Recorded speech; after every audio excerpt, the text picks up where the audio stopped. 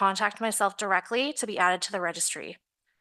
Members of the public do not have the right to appeal the decision. Only the applicant, the Minister of Municipal Affairs and Housing, a specified person under the Planning Act, or public body that has an interest in the matter may appeal the committee's decision.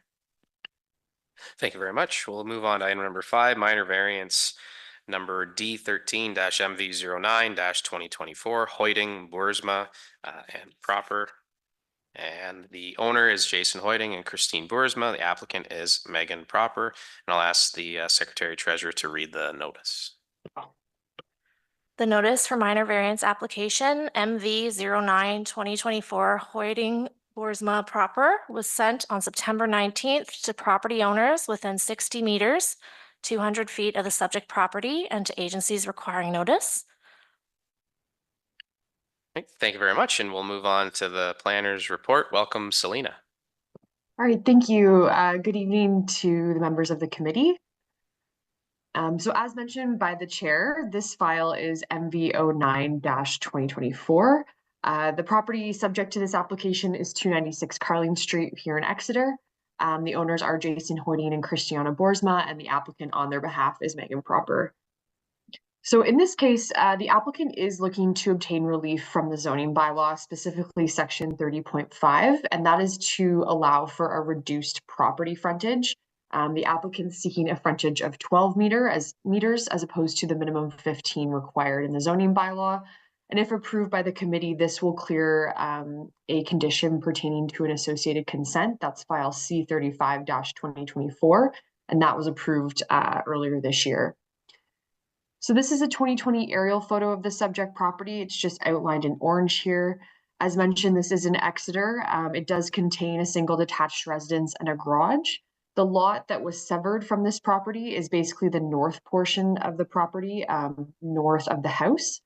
This property is designated residential in the official plan, and it is zoned R1 or residential low density in the zoning bylaw. So this is a sketch just showing again that severance, which was approved earlier this year. So the committee can see the severed lot is outlined in red here, and then the retained lot is outlined in yellow. The minimum reduced frontage is required just based on where that house is on the existing property. And here's a photo just looking at the subject property. We're looking southwest here from Carling Street. You see the existing house on the right side, and then that lot, which is proposed to be severed, is on the left, sort of behind the fence there.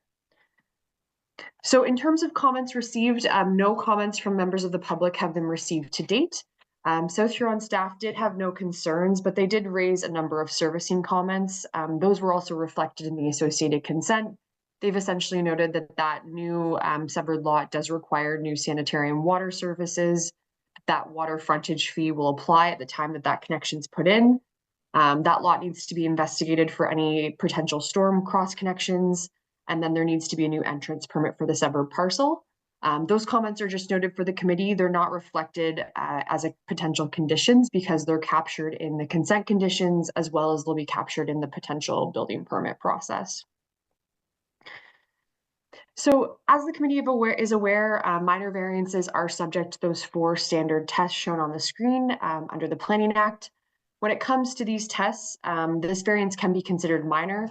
The applicant has submitted a thorough site plan showing that with the proposed frontage, a standard size house can be built on this lot within the mandatory setbacks.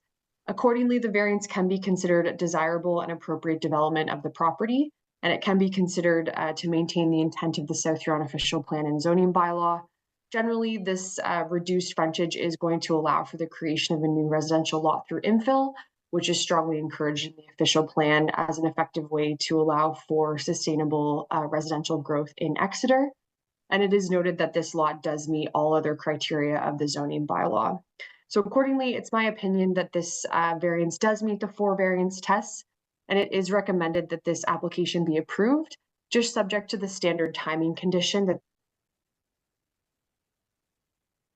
to allow for that subject consent application to be cleared and for that lot to be registered. But happy to answer any questions the committee may have at this time. All right, thank you very much, Selena. Are there any questions or comments from members of the committee? Yep, Member Oak. Yeah, just to clarify, Selena, you froze there for the last little part of your presentation, just the consent. What is could you just state it again? The last recommendation? Yep, thank you. Through the chair, sorry about that, Member Oak. Yeah, so the recommendation is just that this minor variance be approved and it just be subject to that standard timing condition, being that the variance approval be valid for 18 months. And that would be in order to allow for the consent conditions to be cleared and that new lot to be registered. Thank you. Okay, are there any other questions or comments from members of the committee? Okay, seeing none, are there any members of the public that are joining the meeting online, Secretary Treasurer? The applicant is online. I'm not sure, Megan, if you had any comments you'd like to provide? Can you hear me? Yes, we can. Hi, thanks for inviting me tonight. And Selena did go over everything that is to my understanding, and she did a wonderful job. I really don't have anything to add here. Okay, thank you very much, Megan. Are there any other further questions or comments from members of the public or members of the committee? Okay, seeing move on to item number 6, motion. I'll ask the Secretary Treasurer to propose suggestions on the motion. So some proposed suggestions regarding the motion would be 2A. No public comments were received on this application, so there was no effect on the decision. And 2B, no agency comments were received on this application, so there was no effect on the decision. Okay, thank you very much. So we'll move on to the decision. And that minor variance MV 09-2024 Hoyting / Boersma proper be approved as per the attached decision sheet. And can I have a mover? Moved by Member Oak, seconded by Vice Chair Dietrich. All in favor, or sorry, any discussion? Okay. All in favor? That motion carries. Move on to item number 7, adjournment. Do I have a motion to adjourn? Moved by Vice Chair Dietrich, seconded by Member Oak. All in favor? And that motion carries. Thank you very much, Selena and Alex.